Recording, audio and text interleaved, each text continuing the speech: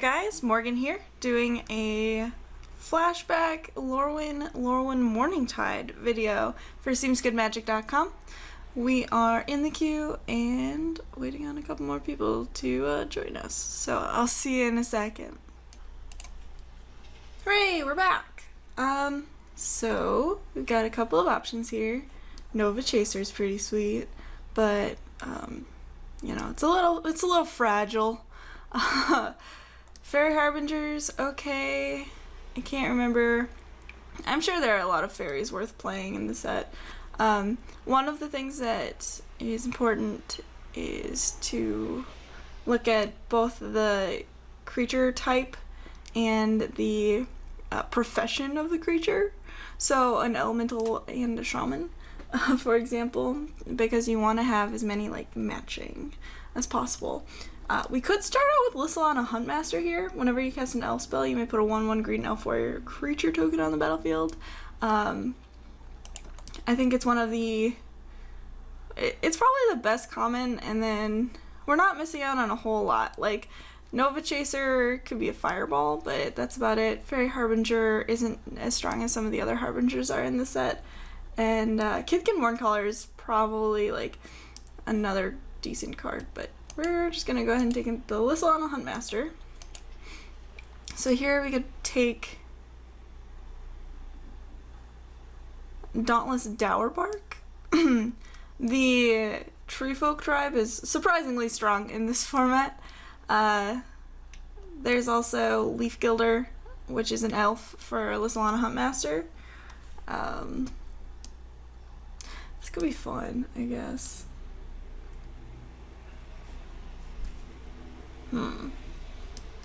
I think we're gonna go ahead and take this card because I've noticed, oh hello, that like the Treefolk tribe is pretty underdrafted, so we could be able to get there, and we can have like shapeshifters and stuff too.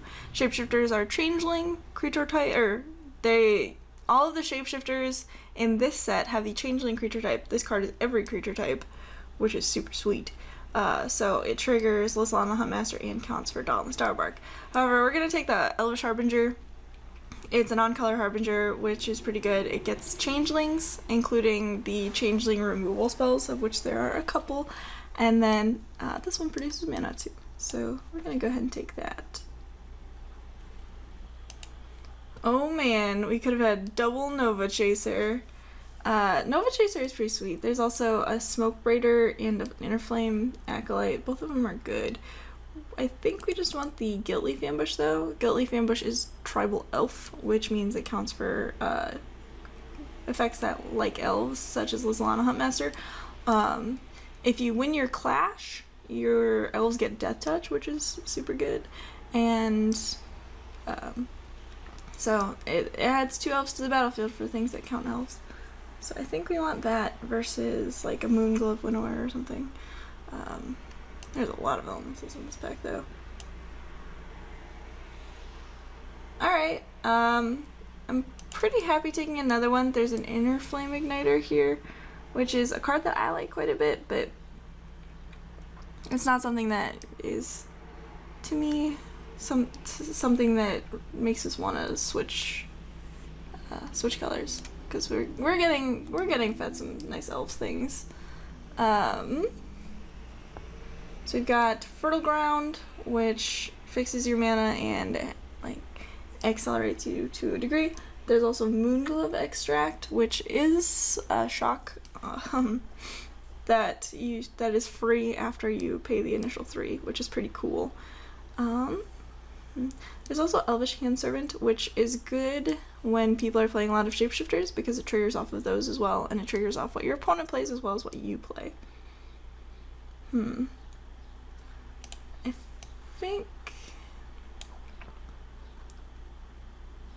think I want to take the Handservant. And part of the reason that I took the Handservant here is because it's a warrior, which is actually pretty relevant with like the Huntmaster and the Guiltleaf Ambushes. Here, I'm okay taking Vivid Marsh. Closelinger Boggart is not the best. Auntie's Hovel is pretty sweet. The elf tribe, by the way, is generally green and black. So having Vivid Marsh is fine because it's on color.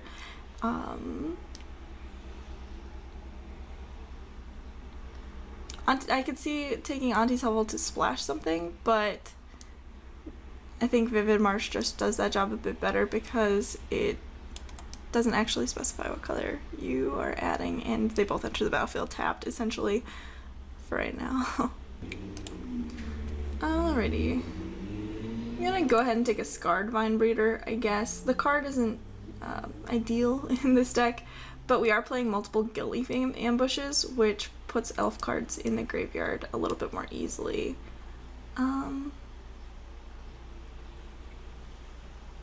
So we didn't wheel the Kithkin Mourncaller, which is unfortunate. Nothing really stands out here. I guess I'll just take the Root Grapple. I'm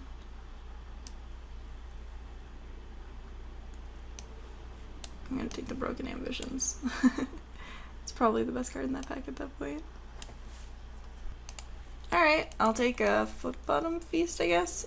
Put any number of target creature cards from your graveyard on top of your library, then draw a card. So, fine. At the moment right now, I'm pretty strongly incentivized to play mono green. By the way. This card cycles, which is nice.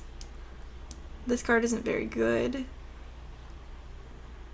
Just because you need a lot of elves to make it work. Alright, we've got Oakdarl Warrior, which is sweet top end in the Guilty Fame Ambush deck. IMO. It's another Tree Folk, and yeah, it's actually a pretty decent top end. Kolfner's Plans, when it just... no. You just take another Root Grapple and put that in the sideboard. I like Blades of Veilspell quite a bit. It makes your creature... It makes 2 target creatures all creature types until end of turn. Bog of Thumbs is bad, by the way. Just real bad. Which is pretty useful. Like if you have any lords or anything like that, it's very good. So here we've got Nameless Inversion, which is a changeling removal spell, which means it triggers things like Lissalana Huntmaster, and then it also triggers things like Elvish Handservant. Elvish Promenade is also very good. Thorntooth Witch is fun, but, you know, not essential. 5, 6, yeah. It's between Elvish Promenade and Nameless Inversion for sure. And I think it might just be Nameless Inversion because we do want, like, removal spells. It kind of sucks to be casting or passing such a good card, but there'll be more probably. Best card in the pack is Muldrifter. Not even close. Fodder Launch is a good goblin spell. Weed Strangle is fine just as general removal. Since there aren't any like strong elf cards, there's a Scarred Vine Breeder, but we're not too worried about that. I'm just gonna take the Muldrifter. I have this Vivid Marsh, I can splash it, and this card is definitely worth splashing. So we're gonna do that. One thing worth noting is that since Nameless Inversion is all creature types, you can get it with things like Elvish Harbinger, which is pretty cool. Best card in this pack, not even close, is Thundercloud Shaman. There's like a Hornet Harasser, there's another Kolfenor's Plans. And I think I just take this Thundercloud Shaman. Red seems to have been pretty open last pack, which, yeah, that's cool, I guess. Alright, cool. We got another Lissalana Huntmaster. Great. There's a Guilty Fame Ambush that may or may not wheel, and a Warren Scourge Elf, which probably will. But yeah, we're gonna go ahead and take the Lissalana Huntmaster. Pretty happy about that. There's a couple different, like, Great Warrior cards in pack 3, so I'm pretty happy to have a Lissalana Huntmaster to increase my warrior count quite a bit. There's another Elvish Handservant. This card seems kind of insane. Maybe I should be playing goblins. Oops. That was my alarm telling me it was time to wake up.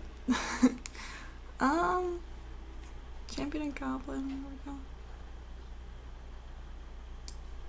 This is also an Elvish Hand Servant, which I don't think is very good. I'm gonna take this card, and if we get goblins, great. If we don't, yeah. Alright, I'm just gonna take this Elvish Hand Servant. Veteran of the Depths is pretty good in the Merfolk deck, but and there's also a Streamlit Aquatex, also good for Merfolk. But we're gonna just go ahead and take an Elvish Hand Servant. Having a nameless inversion makes it a little bit better too. We don't really have a lot of shapeshifters, unfortunately. Alright, well, I'm gonna go ahead and take Warren Pilferers.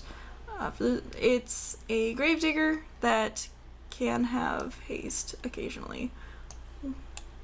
Gets back creature cards from your graveyard. Boggart Mob has the champion a goblin when it enters the battlefield, sacrifice it unless you exile another goblin you control. So, depending on how many goblins we get, we might not be able to play it. However, I still think it was definitely worth playing, taking over that other stuff. Guess I put Spring Cleaning in the sideboard. Sure. There's a Fertile Ground, a Moonglove Winnower, Hunt Down, and a Thorntooth Witch. So whenever you cast a Tree Folk spell, you may have target creature get +3, -3 until end of turn. So it casts Nameless Inversion whenever you cast a Tree Folk or a Changeling spell. It's kind of expensive. I think I just want the Fertile Ground here, especially since it helps us splash Muldrifter. So we could take this Vivid Crag. We could also take Boggart Harbinger, which is great with Boggart Mob because it can get Boggart Mob, it can get, and then be championed by Boggart Mob. And I think that's what I'm going to do over the Scarred Breeder. It has a little bit of utility outside of that too. It can get Warren Pilferers. It can also get Nameless Inversion. So it's not like we're just taking it to play this Boggart Mob, although we are certainly doing that as well. This card seems sweet. And as you can see, there are warriors in the Goblin tribe as well, so we might be able to get some of those that overlap a little bit.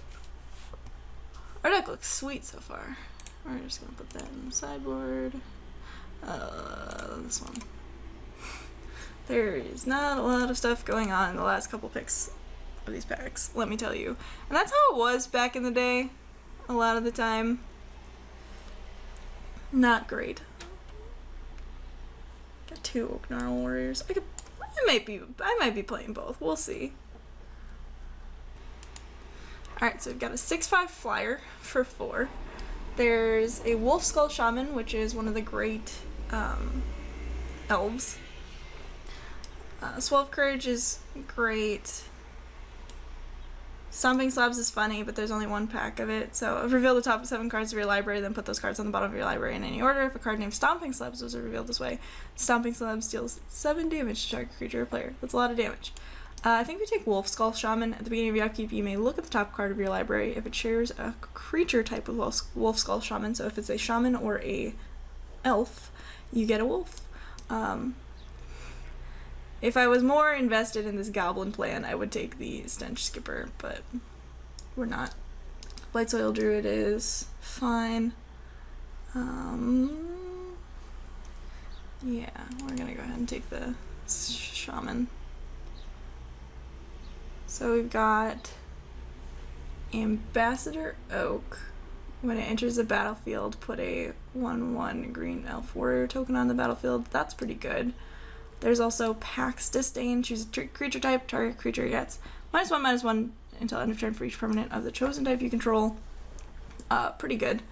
There's a Lissalana Bowmaster as well. Whenever you cast an elf spell, you may have it deal 2 damage to target creature with flying. I think I want the Pax Disdain here. I've got 14 creatures so far, and they overlap to a degree, plus I've got 2 ways to make elf tokens. Yeah, I think I take that. So Rage Forger is a really good card. When it enters the battlefield, put a 1/1 counter on each other shaman creature you control, and whenever a creature you control with a +1/+1 counter attacks, you may have deal 1 damage to target player. How many shamans do I have? Not that many, probably. A couple shamans. Not a lot. I could also just take the Blight Soil Druid, which I think I'm going to do. Unfortunately, that card is, again, super good. So there's Elvish Warrior, which is a 2/3 Elf Warrior. There's also another Pax Disdain. I think at this point I'm fine taking the Elf Warrior. Yeah. It's a 2/3 for 2 in a deck that's probably going to be mostly forests. So, yeah, that's fine. I don't really want to play this card, Vine Breeder. I'm gonna be real with you guys. I don't think it's very good right now. It would require a lot of like throwing creatures into just trading or making unprofitable attacks to make it very good. And then we have like Foot Bottom Feast and Worm Pilferers. So that won't interact with the graveyard. Ooh, Mind Shatter is sweet. Warren Weirding is also sweet. So Warren Weirding and Mind Shatter are both good cards. I think I take the Mind Shatter here. Warren Weirding is a goblin card. But I think I just want to take this Mind Shatter. Discarding X cards at random is pretty good. And it's not Mind Twist, but it seems pretty good. Maybe I'm wrong. I could be wrong, but it's still super cool. We're gonna give it a shot. Sage of Fables, Each Other Wizard. Wow, that card seems sweet. Maybe Merfolk was open. No, that's not true.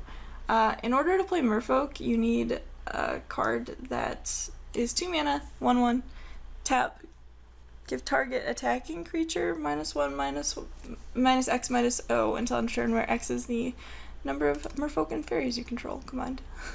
It's called Silver Guild Owser. So if you see those, Merfolk is open. Take it. It's very good. Guess I take Everbark Shaman. It's a 3/5 for 5, which is alright. I'm probably not playing it. Ooh, never mind. Also, this card. Diviner's Wand is actually pretty good.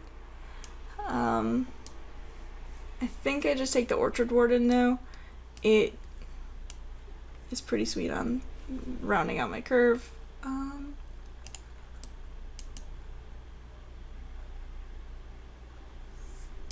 Don't particularly want Squeaking Pipe Grubfellows. This is probably the best card in the pack, other than maybe that. I'll put it in the sideboard. Squeaking Pipe Grubfellows might be good if I need more. We're gonna take the Lightning Bolt substitute. Alright. If I need more goblins in my deck. So I probably can cut one of these guys and this guy. Sorry guys.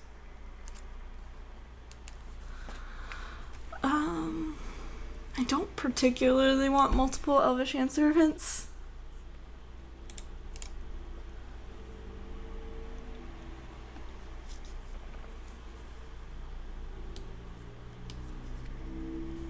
Ugh, Planky is so gross.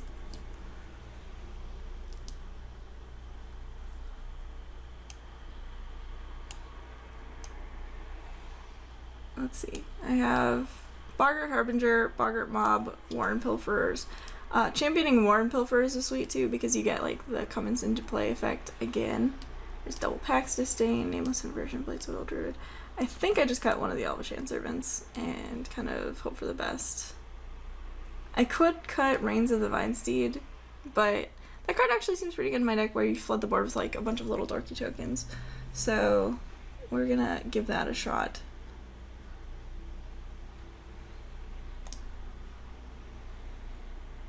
this could gain us non-zero amounts of life, I think. We're gonna add some basics. So we're adding 1 island for this Mole Drifter, and then 6 and 9, yeah, that seems fine. Alright, we're running this deck. It seems pretty sweet. I'm very excited about it. Mind Shatter will be interesting. Oh, Elvish Harbinger also fixes for Mole Drifter, by the way. Yeah, we'll see how it goes.